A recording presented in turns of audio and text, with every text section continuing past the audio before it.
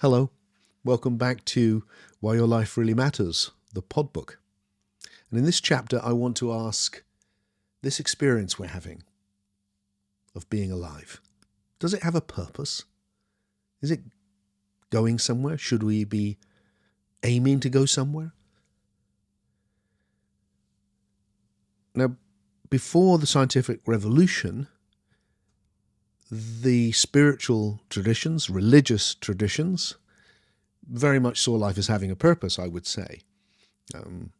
Whether it's in the East, to become enlightened, escape the Maya, the illusion, or in the West, in the theistic traditions, to serve and love God and to earn the right to a heavenly afterlife, so on. And then we had the scientific revolution, and in the aftermath of that, there's been a strong, and still growing stronger, I'd say, belief that there is no purpose. And you've only got to look at the process of evolution that got us here to see that. It's not trying to get anywhere. It's kind of, it does dumb stuff. Let's say it like that. You know, we're life's plan B, for instance. You know, there's a whole previous evolution of life, it's now believed, that completely died out, completely. So that not a single organic life form now is related to it. It just ended. And then another one developed and we're all related to that. That's extraordinary if it was going somewhere. Or, you know, there's wings on flightless birds. There's eyes on blind snakes. Men have nipples. This is one I love. The voice box on a giraffe is 10 centimeters away from its brain, but the nerve that connects the two is 4 meters long, because the evolution of the long neck has meant that the nerve system is still going the long way around. So it looks from that point of view like, look, there's no purpose. It's not going anywhere. So what's the approach for unividualism? Well, like everything, unividualism says it's evolved. Purpose has evolved. So let's just step back from the whole idea of the evolving universe for a moment and go, what is the process generally that is underlying evolution? Because it's not Darwinian. And that's not because Darwin's right or wrong. We can discuss that. In essence, I think he's onto something amazing. But because we now know the whole universe has evolved, not just the biological world.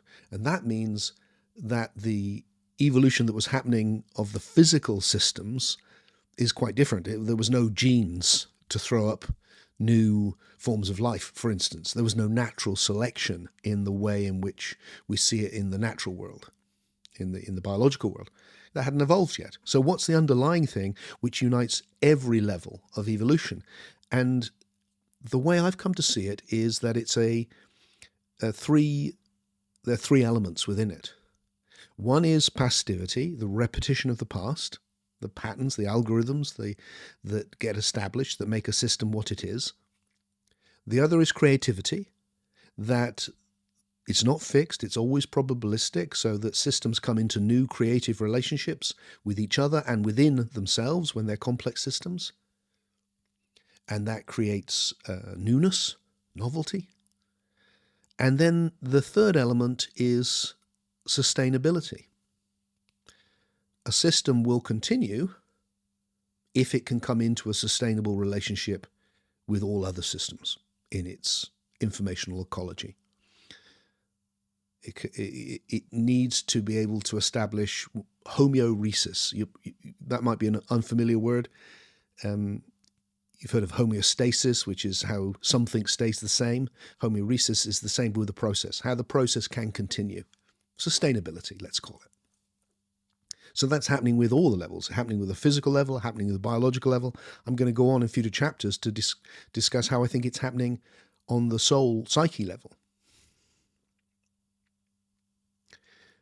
So you could say that the root of what will evolve into purpose on the human level is right back down in that fundamental process. The purpose, if that's the right word, which it isn't really, but the proto-purpose, let's call it perhaps, is homeostasis. It's the ability that a system can come into a form and sustain itself. The early atoms lasted for very short periods because they weren't stable, and then they developed to be stable. Any system has to find a way of being stable. That's going to arrive on the biological level as how to survive. And because biology is very fragile, it's a very complex systems which die because of that. They can't sustain themselves. They've developed the ability to reproduce, so that although the individual species doesn't sustain itself, the individual in the species doesn't sustain itself, the whole species does and carries on the process of evolving. And then we reach the level of the psyche. Well, we'll discuss life and death and all of that in later chapters, but for now, I just want to say, I want to focus on that when the psyche arises, we get these ideational narratives about how we understand life and what it is, and then we're looking for the purpose that exists within the narrative. And those narratives will manage to survive if they can genuinely cope with the way the universe is. And when it's obvious they can't, they'll die out. So plenty of narratives that we've had, understandings, have died out. I think we're in the process of watching the religious, mythic ideas die out. They're still very, very prevalent at the moment, but I think they will die out in their present form because they're just not up to understanding what this is. We've got better ways now with science, and I think we'll have a better way still when we get to a expansive science that takes in spirituality. So am I saying that when we get to the psyche, there is purpose and it is linked to all these earlier levels, and it's the new emergent level of purpose, but we're kind of making it up? Well, yes, but not arbitrarily, because we're looking for the most trustworthy, the true, most true, most plausible understanding of what the hell this is that we're in. And that's not arbitrary. Some are better than others. And within that understanding comes the idea of purpose. So the scientific one is very persuasive at the moment, and it comes with a sense of purpose, which is you don't really have one, or it's a biological one, and that's it. What you take to be the purpose depends on the ontology. So with the individual ontology, we move beyond that negative idea of, look, there's nowhere to go, there's not going anywhere, with the idea that it's evolved to go somewhere. It's evolved to have deep purpose. So I would say now that awakening, which we've discussed in previous chapters, is the leading edge of the process of the evolving psyche coming into the individual communion, and that you are bringing your individuality into the super system, into God. That's the leading edge of the evolutionary process. So that becomes, with that understanding, a profound sense of purpose. Now, I've shared so many things now in this pod book, I can't remember exactly what I've said and haven't said in the past, but this idea is so important. If I have said it, it's worth repeating, and if I haven't said it, it's really worth emphasizing now. What I'm claiming is that when we come into a super system, the super psyche, we come into that individual communion, we bring to it our individuality, and that it's the same fundamental process as happened on the biological level, where individual cells entered into a system which was greater than each individual, such as me. But what makes me a integrated autonomous passivity system and not a big pile of individual cells, like a slime mold or something, is that all of the cells are doing something different. And that's why they can cooperate to create a super system. And for me, the message is, look, it's like that with us. Our individual nature, our differences is what enables us to integrate into something greater than each one of us. And that is what we experience as God. That's what we experience. That's what the universe is flowering into. So now we can go, okay, so the leading edge is, which would give it purpose, is the arising of this beautiful divine super system. But what you're bringing to it is you. So your purpose then becomes to create you. You are co-creating yourself. You're co-creating your life. Your life is you. You are your past. You're evolving your passivity, and you're able to engage with it in a creative way because you can reflect, because you can choose. And we'll have a whole chapter on the idea of choosing and free will and all that later in the pod book. So what I'm suggesting here is that purpose has evolved. It starts with that physical purpose of homeostasis, sustainability. It will develop into another level of sustainability, which is species survival. That will develop into all of the narratives we have on the psychosocial level that human beings live on. Your purpose is to develop a better community, to become more comfortable, wealthy, develop greater understanding, move your family on, all those things. And then from that, there's another level which you could call, use a traditional word, we could call it divine, which is the coming into this deep spiritual purpose of creating yourself and entering into the individual communion. So is evolution heading somewhere? Well, it is now. It wasn't, but it is now. This telos or goal or aim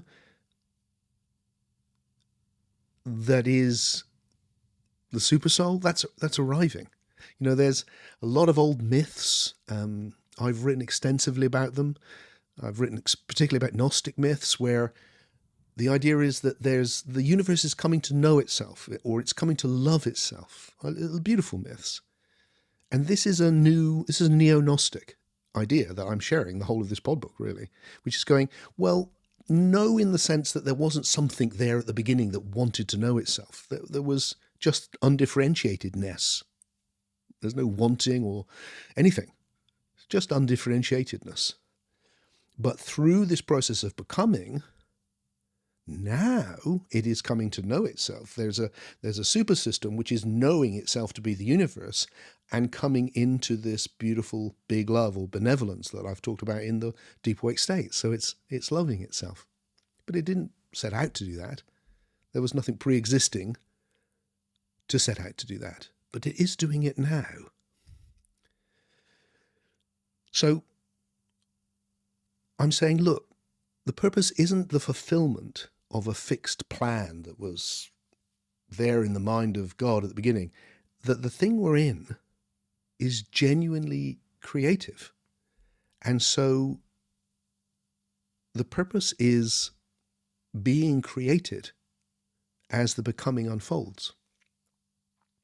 And for each one of us, for you and I, the individual revelation is, oh, we are both individual, which we are, and universal.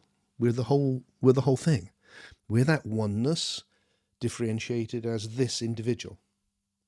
And so our purpose, I think, has both those senses to it. So there's your purpose, which is your story of becoming, and the unique character of that, which is different to my story of becoming. My purpose feels to me to do this pod book, for instance. It's not yours. Yours will be to do something else, maybe many things. And that's important. It makes you, you, and me, me. And that's what we bring to the bigger story. But the bigger story, of which our individual story is an element, is the bigger story of the whole, of the evolution of the universe, and of it coming into this new level of emergence as the super psyche, the individual communion. And our individual stories become full of a much deeper, more poignant purpose when we see that. But your individual purpose, it is not given, or even it's not given by something outside of you. It's set by you. There is no set path to you to follow in your life, I don't think. It is genuinely creative, and you're creating it, which is why you are creating, in that sense, you're creating yourself. And it interests me profoundly that my whole thesis in this pod book has been the new way of understanding that's coming will be a return of spirituality, but in a way that could only have existed after the scientific revolution, and particularly the discovery of the evolving universe. And what I see in a lot of old spiritual traditions, love them as I do, is that creativity is often in the way of your spiritual purpose, to serve God or to return to the one. And I definitely encountered that on my journey of spirituality when I was young. I was an intensely creative person, always have been all my life, and I came to see it as in the way of my real purpose, which was just sit and meditate, or just know God, or dispense with all that creativity stuff, which was an ego trip. And then after the scientific revolution, you see this explosion of creativity in science, in how we know things, and in the arts. I'll speak in a future chapter that I think that what we mean by the scientific revolution is the evolution of the creative individual, rather than the collective individual, which goes along with their conditioning. We get the creative individual who comes up with new possibilities, and that's why evolution takes off in human beings so profoundly as that develops.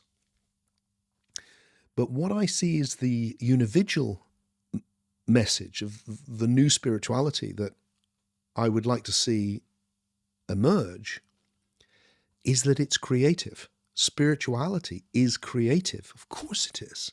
It's not just obeying the way of the elders, the old ones. It's not just doing what you're told. It's actually you are creating your individual purpose, how you express your individuality in the world. I'll go deeper into that in a second. And you're creating your own way in which you come into the individual state. And I talked about that in a previous chapter. So your individual purpose becomes aspiring to live as a individual, enter that state and live from it as best you can. And that, in a sense, is a profound return of spiritual purpose. There is more going on than just your socio-biological purposes to survive and flourish and be a human being in the time you're alive. But traditionally, spirituality is often anti those socio-biological purposes. It goes, they're in the way.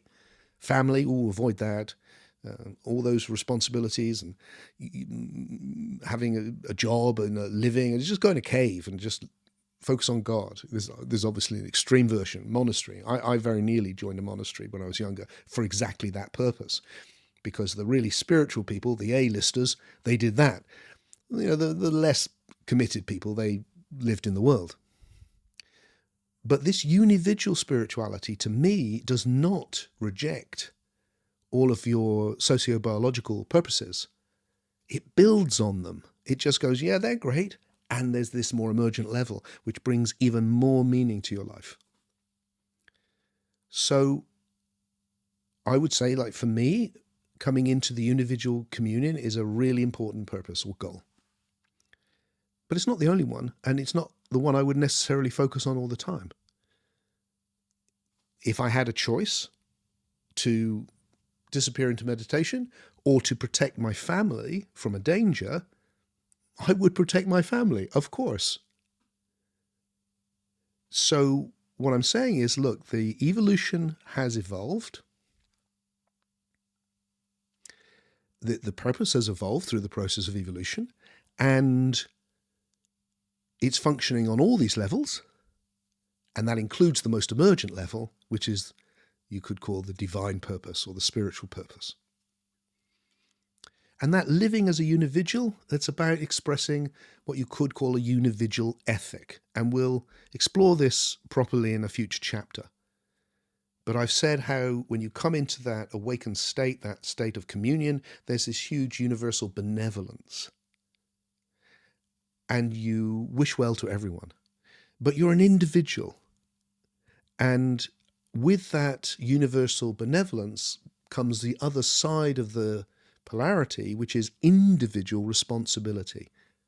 That you're responsible, I'm responsible for where I can respond. And where I can respond is in my life, in my relationships, in my connection with the world. That's where I can express the benevolence. So the unividual ethic, which we'll explore much more later, is, I think, something like universal benevolence and individual responsibility, and how to bring that benevolence, that wishing well, that love, if you will, into your life, where you are, with your people, with your job, with your challenges. And that's hard, actually. So it becomes, the purpose then becomes to do that wisely, to love wisely. Okay, so what I've been saying in this chapter is, look, it doesn't start with a purpose and a plan. But in the very nature of the evolving process of becoming, there is passivity evolving, there's creativity happening, and any system needs to sustain itself, whether that's on the physical, biological, all the levels. And that's the primitive proto-purpose, that it's what will become purpose, let's say that. And that becomes clear once you reach the level of the psyche, where we're creating narratives about what this is, and a narrative has a purpose. And as our narratives evolve, the old purposes disappear and we see it in new ways. The last big jump saw the scientific revolution, and it just went, well, there really isn't a purpose, you just make it up. That's what the existentialists came to in the last century. You just make it up. What I'm saying is, you do, because we're creating it ourselves, but it's not arbitrary. We make it up according to our ontology, and you're looking for the most truthful or trustworthy ontology, description of the way things are, and the unividual one goes, look, there really is deep purpose. And that deep purpose is to create yourself and to enter into communion, enter into God, to use the old language. But that's not by denying the other levels. It includes those. It includes your socio-biological purposes, looking after your family, moving forward in your work, contributing to the world. It doesn't deny those. It adds it on top and makes those purposes even deeper, so that you're building your character. You're learning to live wisely as a individual, but not as someone else, as is so often, it seems, in the old spirituality, which is, oh, you should be like this, but you're like you. No, it's a more emergent you is the purpose. You don't have to be something else. I found this for years going along to spiritual events where I'd try and be a different Tim. My voice would drop and I'd be quiet and, yes, hello. Oh, it's so great to be here, you're right. And it's like, it's fine, but it was a game. I'm not like that. You can see what I'm like. And it took me a long time to realize that my purpose was a more emergent Tim. And yours is a more emergent you. So let's end by just get some of this experientially. To feel that, look, your life matters because you're part of this incredible emergence of God. But that's not instead of all your individual purposes. Those are the ways you form yourself. You form your character. And it's your character, your uniqueness that you bring to the super system, that you bring to God. And that's happening every day. You're creating yourself through your choices every day. And this purpose isn't some abstract thing, it's a creative process that you're in.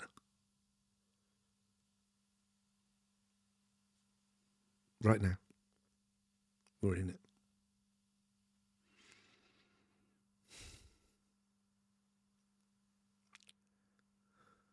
And when I sense that, when I get that,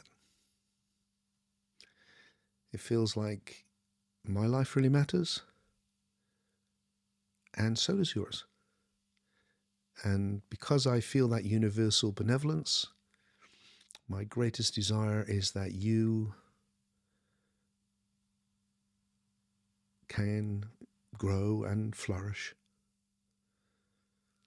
and we can support each other in this process of greater becoming.